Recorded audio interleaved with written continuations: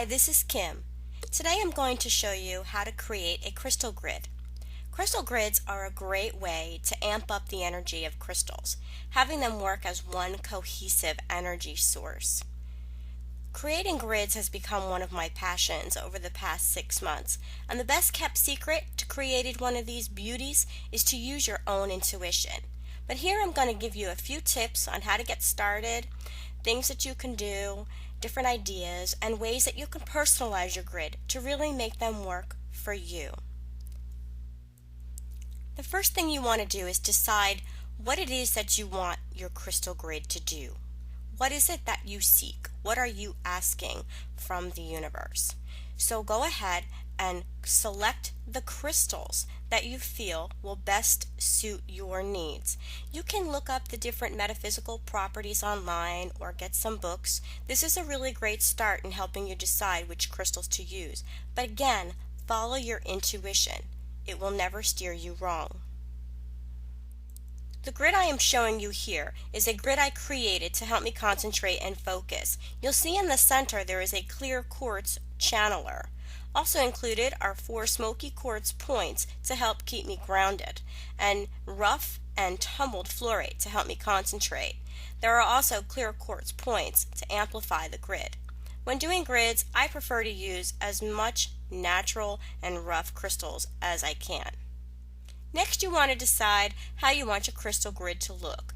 What shape do you want it to be in? Do you want it to be a square, a rectangle, a triangle, a hexagon, the Star of David? You can utilize the Flower of Life, which will help you to keep your crystal grid balanced. But there are many different ways you can do this. Also, another great one is the Star of David format, or also the infinity symbol. It's really up to you. Do your research, go with what feels right to you. Next, you want to personalize your grid. You can add pictures of angels or people. You can go to the dollar store and get inexpensive white candles and add pictures. This is a dove that I put on a candle for my world peace grid. Another thing I like to do is add my totem animals. Here is one of my totem animals, which is a butterfly, or sometimes I'll put an owl into my grid. You can get very, very personal and creative with these grids. And I like to have a variety of candles. Different colors symbolize different things. If you're doing a healing grid, a green candle is great. Or if you're trying to communicate with angels or spirit guides, you can utilize blue. Or if you're working on your solar plexus, utilize a yellow candle. And remember, you can add objects too to your grid to help charge them, to give you those objects the power of the grid. Be sure that all of the crystals you are using have been retuned, or better known as cleansed. I like to use a crystal singing bowl, but you can use whatever method you choose to cleanse or retune your crystals. It's very important to start with a clear crystal when doing grids. And don't forget to create a sacred space. You can cleanse the area using white sage, or here I'm showing you a spray that I created. It's a gem essence spray. It includes various crystals and a sage essential oil. That will also cleanse the space. To help me set the mood, I like to use various relaxing type of music. It helps you to get into more of an alpha state.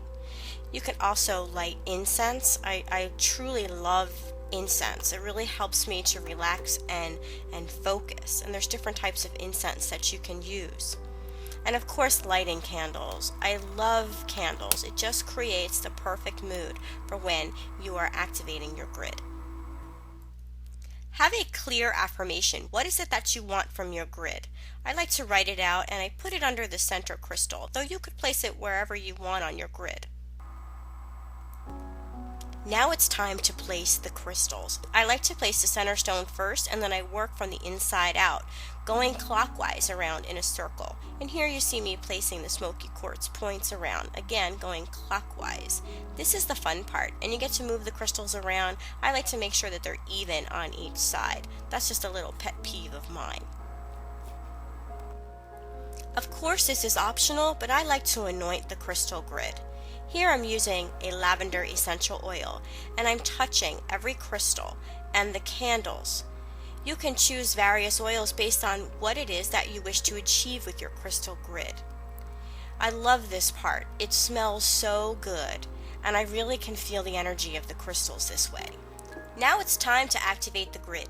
Grid activation is simply connecting all of the crystals so that they work together in one cohesive crystal mega powerhouse. Be sure to state your affirmation as you are doing this. I like to use a clear quartz wand to activate most of my grids, and I start from the center of the grid going in a clockwise motion, and I connect the outer parts of the grid going in a clockwise motion. Then I connect all of the crystals to the center of the grid, to the center crystal, all the while stating my affirmation. It's very important to remain heart-centered and to feel what it is that you are saying when you are stating your affirmation. Don't worry about exactly how you activate this grid. Feel what you are saying. That's the most important part. So now what? What do you do with your grid? Spend time with the grid. Meditate. Visit it each day. Send it a chi ball or Reiki energy. I like to rub essential oils on my hands, and I could feel the energy from the grid this way. If you move any of the pieces, reactivate the grid, and you'll know when to take it down, when it's done its job. Be sure to give gratitude for all the gifts you have received, and many blessings.